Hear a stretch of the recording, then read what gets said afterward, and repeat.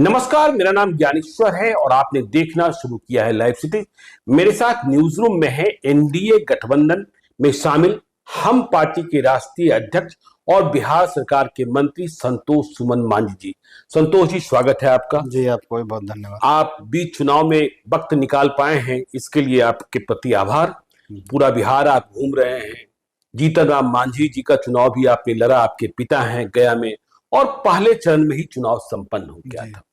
तो हम जीतन राम मांझी जी के चुनाव के साथ ही आपसे संवाद शुरू करते हैं। देखिए, क्या आप 100% संतुष्ट हैं? क्योंकि कई लोग कह रहे हैं कि जीतन राम मांझी फिर से गया में फंस गए। क्या आप आश्वस्त हैं कि गया आप जीत रहे हैं? क्योंकि चुनाव का मोर्चा आपने ही संभाल रखा था। यदि जीतन राम मांझी फंस गए तो फिर हम पार्टी का क्या होगा? देखिए, जनता मालिक होती है, लेकिन हम लोग ने जितना काम किया है गया में और जितना हम घूमे हैं और चुनाव के बाद का जो फीडबैक है और जो उस समय पहले का रुझान था, इससे कहीं नहीं लगता है कि हम लोग फंसे हुए हैं। बहुत ही कंफर्टेबली हम लोग वहां से चुनाव जीत रहे हैं। इसके पीछे 3 कारण हम गिना सकते हैं। एक तो कारण है कि हमारा शुरुआती क्षेत्र रहा है, जीतन राम मांझी जी का एक लंबा कैरियर रहा है और बेदाग छवि रही है उनकी। बिल्कुल। और मुख्यमंत्रित्व काल में जो उनको मौका मिला, उस समय गया के लिए उन्होंने कुछ किया, कुछ करने की उनकी मंशा थी और ऐसा दिखा लोगों को कि और दिन रहते तो कुछ काम करते। और तो ये सब चीजों को फायदा उनको हुआ है और हर समाज को लेके चलते हैं। अगर आप कहें मुस्लिम भाइयों को भी काम बहुत ज्यादा जीतन राम मांझी करते हैं, तो जीतन राम मांझी जी का एक चेहरा होने मतलब बीजेपी के साथ रहते हुए आपको मुस्लिमों का काम करने में कोई परेशानी नहीं है? नहीं है। देखिए, हिंदू मुस्लिम आप नहीं करते हैं? हम लोग निश्चित तौर पर सबका काम लेके चलते हैं। हमारी पार्टी का एक ही स्लोगन है कि सब गरीब को हम एक साथ लेके चलते हैं, उनकी आवाज बनते हैं। उसमें मुसलमान भाई का भी गरीब लोग होते हैं। तो ये फायदा जो हम लोग को मिला है कि कुछ वोट जो क्रॉस द बॉर्डर जो कहते हैं, वो भी हमको मिला है और वो वोट हमारे लिए बहुत फायदेमंद है। तो इस बार मांझी जी दिल्ली पहुंच जाएंगे, ये आप मान रहे हैं? निश्चित तौर पर दिल्ली लिख के दे सकते हैं? पहुंच चुके हैं उसमें। पहुंच चुके हैं? फिर मोदी सरकार में मंत्री भी बन जाएंगे क्या? अब ये तो हम नहीं कर सकते। आप नहीं कर सकते? तो माननीय मंत्री जी का अपना विशेषाधिकार। प्रधानमंत्री जी का? जी हाँ, माननीय प्रधानमंत्री जी का विशेषाधिकार। अच्छा, ये बताइए संतोष जी, देखिए एनडीए गठबंधन में आप पहले से थे, नीतीश कुमार बाद में आए, और जब नीतीश कुमार नहीं थे तो बहुत उम्मीदें थी कि हम पार्टी को एक नहीं और भी सीटें मिलेगी। कई प्रकार की चर्चाएं थी, लेकिन अचानक ऐसा क्या हुआ कि आपको भी एक पर ही मान जाना पड़ा और उपेंद्र कुशवाहा को भी एक पर ही मान जाना पड़ा, जबकि नीतीश कुमार झटके से आए और 16 सीट लेकर चले गए। चिराग पासवान 5 सीट हासिल कर लिए। क्या आप अपनी बात नहीं रख पाए या बीजेपी ने दबा दिया? नहीं, देखिए, ऐसी बात नहीं है। जहां तक अपनी बात रखने की बात है, तो हम लोग ने सारी बात रखी और जब हम आए हैं तो सारी बातों को करके ही आए। लेकिन होता है गठबंधन में इस तरह की आते है समय आता है कि कुछ ऐसी मजबूरियां भी होती है और जब लार्जर इंटरेस्ट की बात होती है तो सबको देख करके सबको लेके चलना। जिस समय हम लोग गए थे वहां, उस समय निश्चित तौर पर हमारा जो एनडीए का जो आकार था उसमें माननीय नीतीश कुमार जी नहीं थे, लेकिन सबको लेके चलने का हम लोग का कमिटमेंट था। तो माननीय नीतीश कुमार जी आए तो निश्चित तौर पर आने से सीटों की संख्या तो घटती ही है। और हमने शुरू दिन ही कहा था, जब आप देखे होंगे कि जब हम लोग शामिल हुए थे, हम कहें कि हमारा कोई इस तरह का कोई उनके समक्ष हमने कोई बात नहीं रखी है। हमने उनको समर्थन दिया है तो बिना शर्त समर्थन दिया है। तो जो बिना शर्त समर्थन है तो हमने छोड़ दिया कि हम इसलिए नहीं आपसे कभी लड़ाई करेंगे या इसका कोई नहीं करेंगे कि हम कितनी सीटों की संख्या। हम एनडीए के साथ हैं और बिहार के विकास के साथ हैं, देश के तरक्की के साथ हैं। तो हम उसी हिसाब से अपना काम किए हैं और एनडीए को बिना शर्त समर्थन दिया। और उसमें सीट कुछ भी हो, लेकिन ठीक है, आज हम कम लड़े हैं तो हो सकता है हम विधानसभा में ज्यादा लड़ेंगे। नहीं, ठीक है, आपने विधानसभा की बात कर दी। देखिए, आपने कह दिया कि हमने बिना शर्त समर्थन दिया है, एक सीट पर आप मान गए, लेकिन पार्टी है और पार्टी में आपके कार्यकर्ता हैं, नेता हैं, वे तो मायूस हो गए। तो विधानसभा में भी क्या आप इसी तरीके से बिना शर्त समर्थन दे देंगे और 7 सीटें और 6 सीटों पर मान लेंगे? देखिए, विधानसभा में अभी समय है, लेकिन हमने कहा ना कि जब हम यहाँ पर हमको कम सीट मिला है और हम तो बिना शर्त बोले ही हैं, तो मुझे ऐसी आशा है कि विधानसभा में हम लोग को ज्यादा मौका मिलेगा। और जहां तक कार्यकर्ताओं की बात है तो निश्चित तौर पर कार्यकर्ता का अपना अपेक्षा होता है और हर कार्यकर्ता चाहता है कि चुनाव लड़े, जो काम कर रहा है राजनीति में और क्षेत्रों में काम कर रहा है।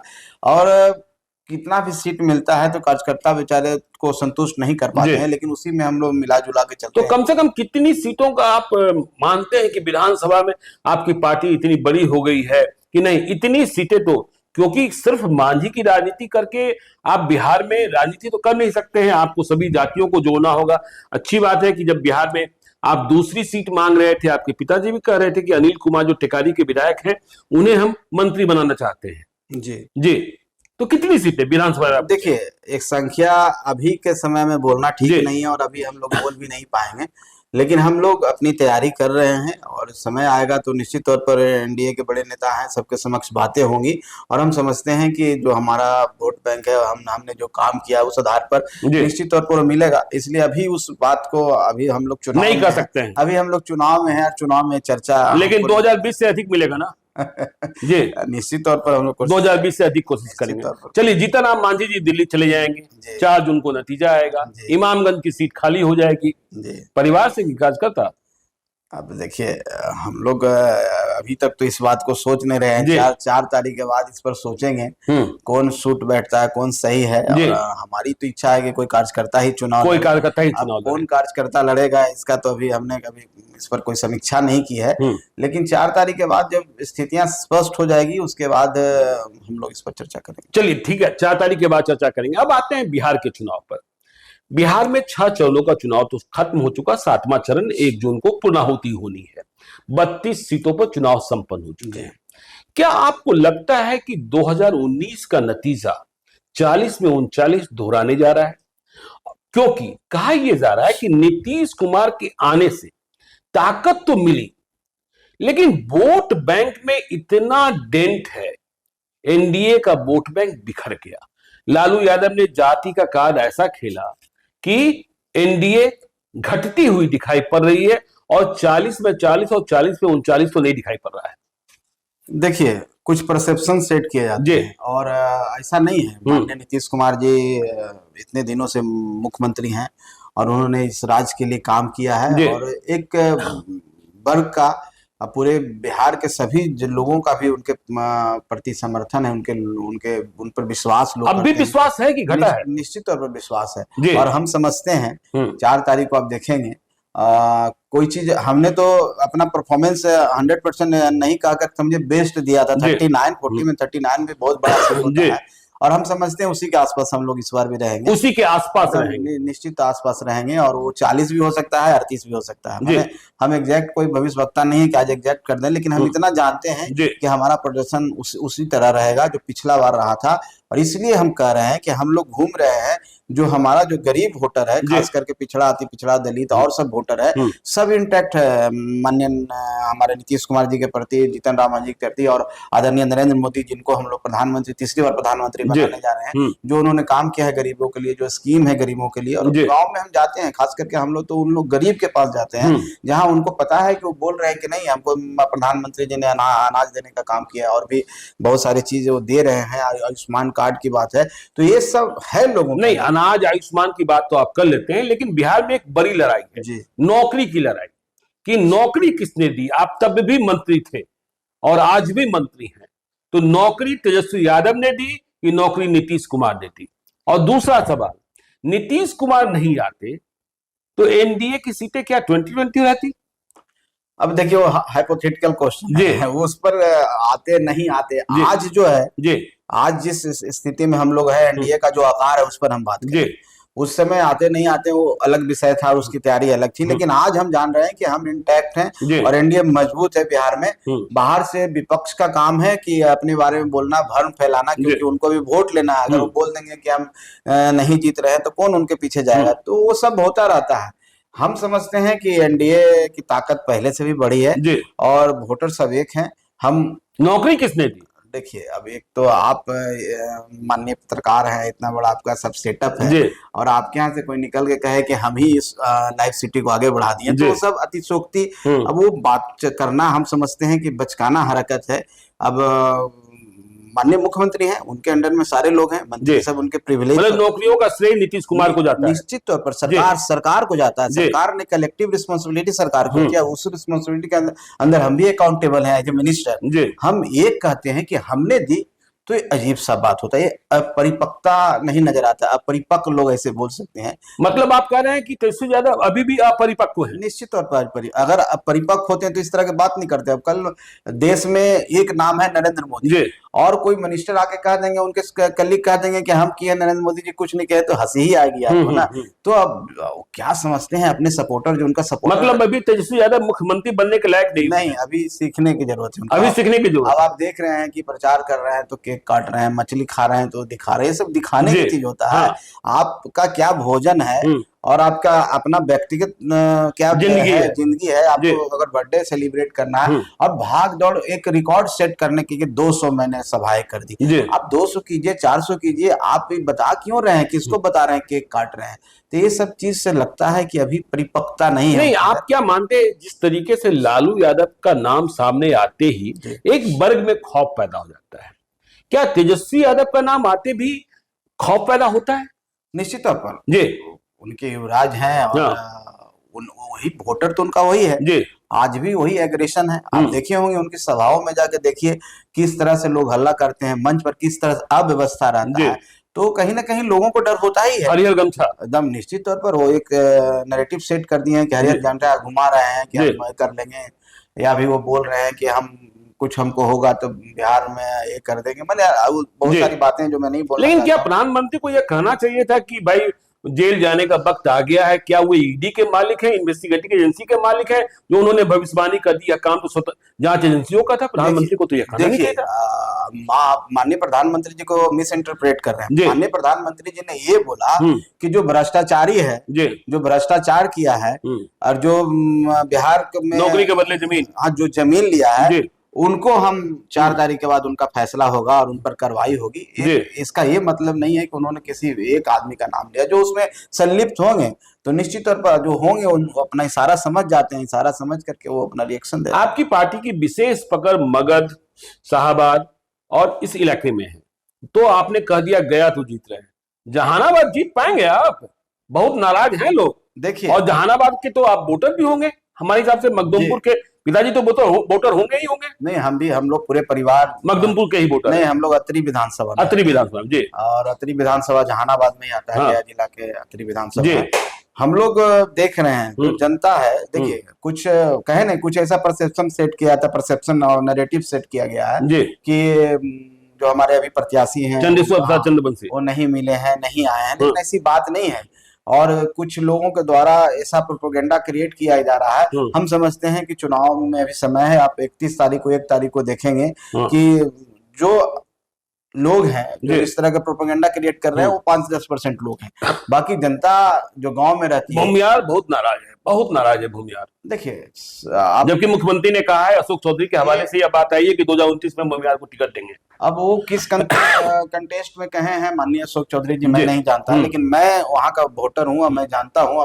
मेरी डायलॉग होती है उन लोगों से, उस समुदाय से, और हमारा अच्छा पकड़ है क्योंकि मखदुमपुर विधानसभा क्षेत्र से रिप्रेजेंट करने का मौका मिला। वहां से हम लोग के संरक्षक महोदय आदरणीय जीतन राम मांझी मुख्यमंत्री भी रहे, तो हम लोग का बहुत अच्छा संबंध है। हम तो लोगों से बात कर रहे हैं। कुछ लोगों को छोड़ दीजिए, अंदर के जो गांव में रहते हैं, जो पॉलिटिक्स के मतलब नहीं है, जो बोल नहीं रहे हैं, वो सब माननीय नरेंद्र मोदी जी को वोट देना चाहते हैं, तीसरी बार उनको प्रधानमंत्री बनाना चाहते हैं। लेकिन एनडीए का वोट बैंक ही कुशवाहा था, और कुशवाहा मतों के आधार पर ही आरजेडी वाले दावा कर रहे हैं कि औरंगाबाद में सुशील कुमार सिंह हार रहे हैं, वहां अभय कुशवाहा की जीत हो रही है, नवादा में श्रवण कुशवाहा की जीत हो रही है, विवेक ठाकुर हार रहे हैं। तो क्या इस तरीके से एनडीए का वोट बैंक बिखर गया?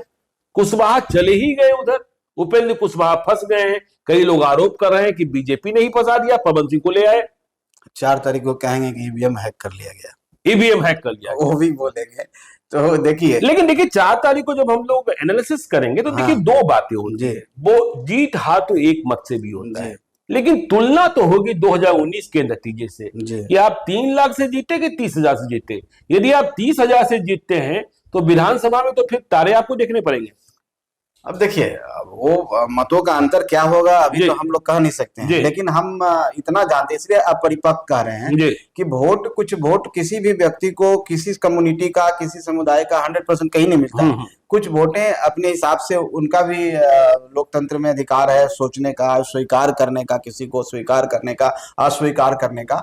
तो हम लोग तो सबको लेके चल रहे हैं, ये सब समाज को लेके चल रहा है, हर समाज का वोट चाहिए। तो उसमें कुछ वोटों का बिखराव हो सकता है, लेकिन उस वोट को, अगर कुछ वोट बिखराव हुआ उसको अगर पूरा मान के चलते हैं, हम भी देखे हैं गया में भी लोग गिन रहे हैं, औरंगाबाद में भी लोग गिन रहे हैं कि 100%, किसी का 100% कोई कम्युनिटी का नहीं होता है, कुछ न कुछ वोटों का बिखराव, क्योंकि लोकतंत्र की खूबसूरती है, सबको अधिकार है कि हम अपने हिसाब से वोट करें। तो उसकी गणना कर रहे हैं, इसलिए परिपक्व कर रहे हैं कि वो ग्राउंड पर वो बात नहीं कर रहे हैं, उसकी गणना कर रहे हैं कि सब हमको वोट दिया और इसी हिसाब से उस सीटों की संख्या जोड़ रहे हैं कि हमको इतना सीट आएगा। लेकिन 4 तारीख को आप देखेंगे, हमने बोला ना, देखिए आपने 4 तारीख की बात कर दी, 4 जून की चर्चा तेजस्वी यादव भी कर रहे हैं और कह रहे हैं कि देखिएगा 4 जून के बाद हमारे चाचा क्या करेंगे। नो एंट्री का बोर्ड हटाते हुए दिखाई पड़ रहा है आरजेडी की ओर से। तो 4 जून के बाद 2 सवाल बड़े हो जाते हैं। नीतीश कुमार को एनडीए बिहार में मुख्यमंत्री बनाए रखेगी या नीतीश कुमार फिर से पलटी मारेंगे और महागठबंधन की ओर जाकर महागठबंधन के मुख्यमंत्री बने रह जाएंगे। बीजेपी नीतीश कुमार को मुख्यमंत्री बनाए रखेगी। देखिए आदरणीय नीतीश कुमार जी आज भी हमारे मुख्यमंत्री हैं जी, और हम लोग को पता है और हम लोग को ऐसा लगता है कि इस टर्म तक 2025 तक अभी तक मुख्यमंत्री रहेंगे। इस टर्म तक, आगे का टर्म में क्या होगा, क्या ऐसी परिस्थितियां बनेंगी, उस पर मैं अभी विवेचना नहीं कर सकता हूँ। और बाकी उन लोग को बेचारे 2 बार स्वाद चख चुके हैं। माननीय नीतीश कुमार जी ने ऑन रिकॉर्ड बोला कि हमसे गलती हो गई, तो उन लोग किसी बार भी गलती हो सकती है, बौखलाहट नहीं, ऐसी बात नहीं है। अब ऐसी बात नहीं होगी, हम आपको बता देते हैं, ऑन रिकॉर्ड आपको बोल रहे हैं कि ऐसी बातें नहीं होगी। अब उन लोग इच्छा है, बेचारे को लगता है कि फिर डिप्टी सीएम बनने की इच्छा, डिप्टी सीएम बन जाए, फिर कुछ न कुछ सिगोफा छोड़ देंगे कि माननीय नीतीश कुमार अच्छे काम कर रहे हैं, कह देंगे हम ही किए, कह देंगे हॉस्पिटल में जो भी सुधार हुआ हमने किया, रोड जितने बन रहे हैं हमने किया, जैसे कह रहे हैं रोजगार हमने दिया। अब वो नहीं रहेंगे तो क्या रोजगार और नौकरियां नहीं मिलेगी? बिल्कुल। उनसे सवाल कीजिए कि अब नौकरियां बंद हो जाएगी, आप हट गए तो बंद हो जाएगी। आप तो देख रहे हैं माननीय सम्राट चौधरी जी जो हमारे उप मुख्यमंत्री हैं, माननीय मुख्यमंत्री जी बोल रहे हैं कि हम 25 तक 10 लाख लोगों को रोजगार नौकरी देंगे। तो वो तो सरकार देगी ना, और सरकार के मुखिया नीतीश कुमार जी हैं। लेकिन तेजस्वी यादव जी को यही समझ में नहीं आता है कि कौन है, लेकिन उनके समर्थक भी जिंदाबाद इसलिए करते हैं कि समर्थक को भी वो सब बना दिया। तो उनका जो समर्थक है उसी तरह के लोग हैं, वही भाषा समझता है, उसी भाषा में बोलते हैं, उनको कुछ वोट मिल जाता है, लेकिन वो वोट इतना नहीं है कि उनको सीट में कन्वर्ट कर सकता है। मतलब मुख्यमंत्री नहीं बन सकते, नहीं कहीं। तो देखिए हम पार्टी के मुखिया तो जीतन राम मांझी है, लेकिन राष्ट्रीय अध्यक्ष संतोष सुमन मांझी जी कह रहे हैं तेजस्वी यादव बिहार के मुख्यमंत्री नहीं बन सकते हैं। हरियर गमछा से अब भी लोगों को डर लगता है और इनका मानना है कि 4 जून के बाद भी नीतीश कुमार ही मुख्यमंत्री बने रहेंगे और बिहार में एनडीए को बड़ी जीत मिलने जा रही है। अब 40 में 40 जीतेंगे, 39 जीतेंगे या 38 जीतेंगे, इसकी भविष्यवाणी अभी ये नहीं कर रहे हैं, फासला भी नहीं बता रहे हैं। लेकिन गया में जीतन राम मांझी जीत रहे हैं, यह ठोक कर कह रहे हैं। तो आप देखते रहिए लाइव सीरीज को। यदि अब तक आपने हमारे यूट्यूब चैनल लाइव सीरीज को सब्सक्राइब नहीं किया है तो जरूर कर लीजिएगा, और यदि इस वीडियो को आप फेसबुक पेज के माध्यम से पेज को लाइक कीजिएगा, ट्विटर पर भी हमें फॉलो कीजिए। धन्यवाद।